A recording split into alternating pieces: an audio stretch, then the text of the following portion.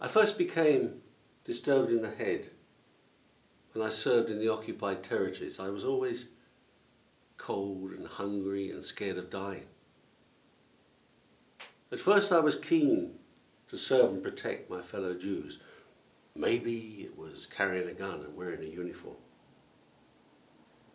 And then one day in Hebron, a group of Jewish women with about 6 or 7 little girls started knocking over Arab stores and insulting the old people without any provocation. And one woman picked up a rock and shattered the window of a barber shop. And the Arab owner came out, and I had to remonstrate with him. I had to protect the Jewish women. It was my job. But I felt sick. These Jews weren't my Jews. Or maybe they were. A man in his 50s with his family and children came out of a forbidden exit from the Casbah, and I said to him in Arabic, "Go home, there's a curfew, go home." And he started to argue with me. And the commanding officer came over and pointed his gun at him and said, "Get the hell out of here!" I had my gun across my chest, protecting myself in case he tried to do something. And he stuck out his chest, and his fists were tightly closed. And I moved my finger towards the safety catch. And then I saw his eyes were full of tears. He said something that I didn't catch and turned and went back through the gateway. I still don't know why his tears haunt me. There was something noble about him, and I felt like the scum of the earth. A little settler boy, aged about 6, passed my post. "Hi," I said. "Where are you off to?" "Don't try and stop me, I'm going to kill some Arabs." "What?" "First, I'm going to buy a lollipop, and then I'm going to kill some Arabs." Boom, boom, boom, boom. I had nothing to say to him. Why do you think I had nothing to say to a kid like that? I started feeling different about being a soldier, a Jew in the occupied territories. I was assigned to look after a group of French religious Jews who came to visit Hebron. And they picked up every stone they could find and threw them at Arab houses, turned over water pots and carts. No, it wasn't the kind of murder and mayhem that catches the headlines, but there was something about their aggression and nastiness that sickened me. And I wondered who it was that told them they could come to Hebron and take out their hatred of the Arabs because a soldier would be there to protect them.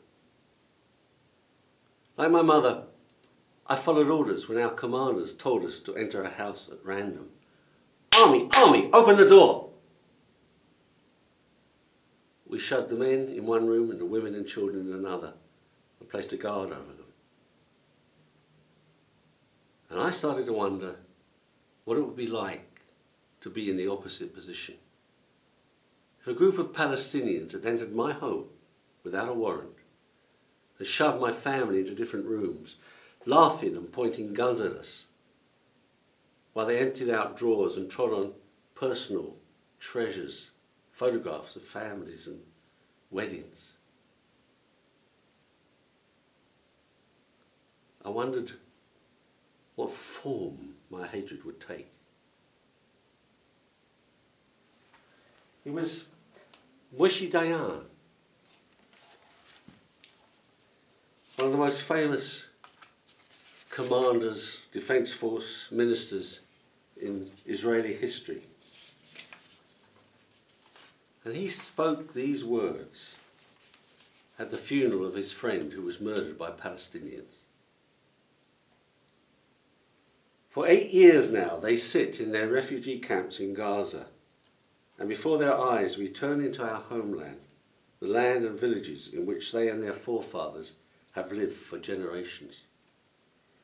We are a generation of settlers, and without the steel helmets and the cannon, we cannot plant a tree or build a house. Let us not shrink back when we see the hatred fermenting and filling the lives of thousands of Arabs who sit all around us. Let us not avert our eyes so that our hand shall slip. This is the fate of our generation, the choice of our life, to be prepared and armed, strong enough, tough, or otherwise the sword will slip from our fist and our life will be snuffed out. He was right. What happened to the sabrers and the soldiers and the farmers who went into the desert to create a land of milk and honey? They became soldiers and politicians, wealthy beyond their wildest dreams. A 45-year-old colonel who retires from the Israeli Defense Force gets a lump sum of $2 million, a lifetime pension, and the choice of a second career if he so chooses, selling arms. We exempt our religious Jews from army service, and we send our children on state-subsidised school trips to Auschwitz. And then they must become soldiers, bringing more misery to the refugee camps, manning checkpoints, blowing up houses. And sometimes they die.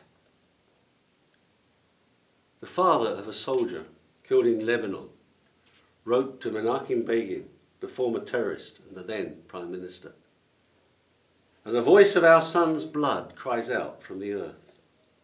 Remember, the history of our ancient people will judge you with whips and scorpions, and your deeds will be a warning and a verdict for generations to come.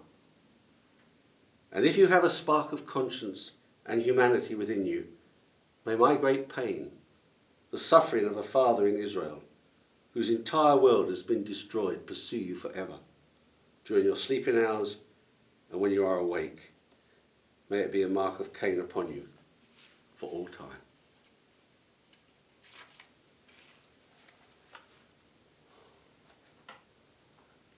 What am I trying to say to you? You see, we Israelis don't see Arabs. There is no room for Ishmael and Hagar, as our prophets foretold. What does the Zionist see when he looks into the landscape? He becomes myopic. He sees another settlement, another ancient shrine. We have no real idea of how much the Arab loves this land.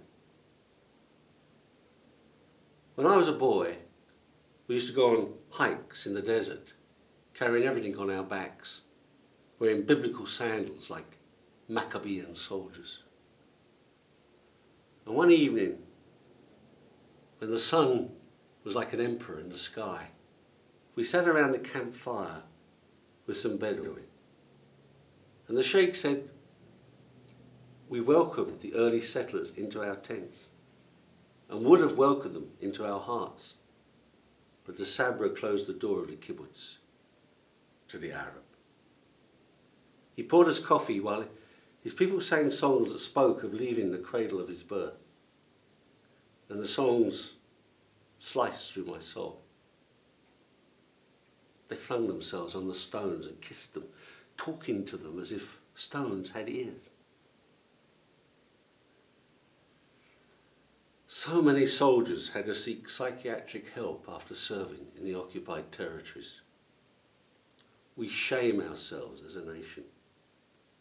We now have the 5th generation on both sides, born into a conflict that affects us every minute, every hour, every day, and every year of our lives.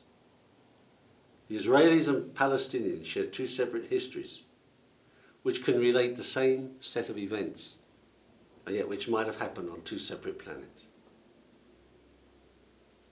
We need a Truth and Reconciliation Commission. There will be no peace in Israel, Palestine, until we leave the occupied territories. I realized after serving in Hebron that there is no military solution to despair.